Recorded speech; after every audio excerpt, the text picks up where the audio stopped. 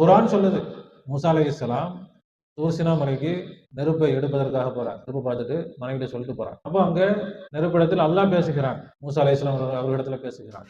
வ அனக்தர்துக, மூசா, உம்மை நான் தேர்ந்தெடுத்திருக்கிறேன், உன்னை நான் தேர்ந்தெடுத்திருக்கிறேன். உமக்கு வஹி அறிவிக்கப்படக்கூடியதை நீ கூர்ந்து கவனிப்பாயாக சொல்லிட்டு அல்லாஹ் சொல்றான், இன்னனி அன, அல்லாஹ் சொல்றான், இன்னனி, நிச்சயமாக நான் தான், அன, நான் என்ன சொல்றான், நான் தான் நான். அது என்ன நான் தான் நான்? இந்த உலகத்தில் யார் யாரோ நான் நான் நான் சொல்லிட்டு திரியறாங்க. யாருக்கும் நான் இல்லை, நான் என்று சொல்வதற்கான உரிமை இல்லை.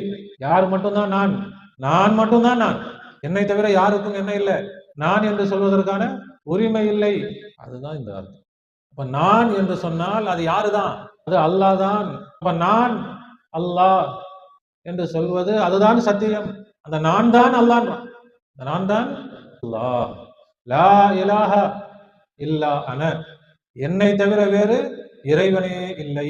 இப்ப நான் அல்லாஹ் என்பது அது பெருமைக்குரிய வார்த்தை அல்ல, பெருமை அடிப்பதற்கான வார்த்தை அல்ல, பெருமை அடிக்கும் வார்த்தை அல்ல.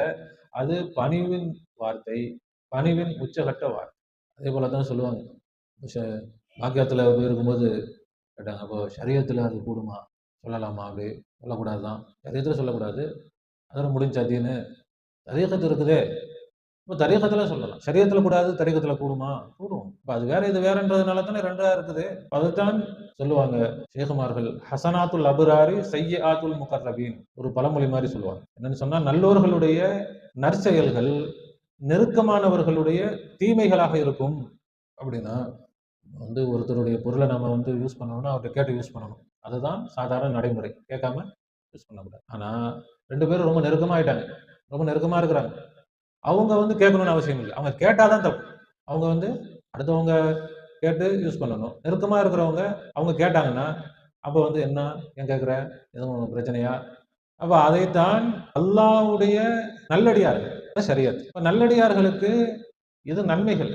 என்ன அடிமை, நான் ஒண்ணும் இல்லை.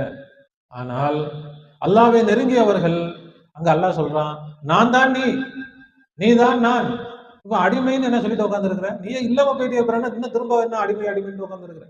அடிமை இல்லை, இங்க அடிமை அழிந்து போயாச்சு, அடிமை காணாம போயாச்சு, அடிமை ஒன்றுமே இல்லைன்னு விளங்கியாச்சு.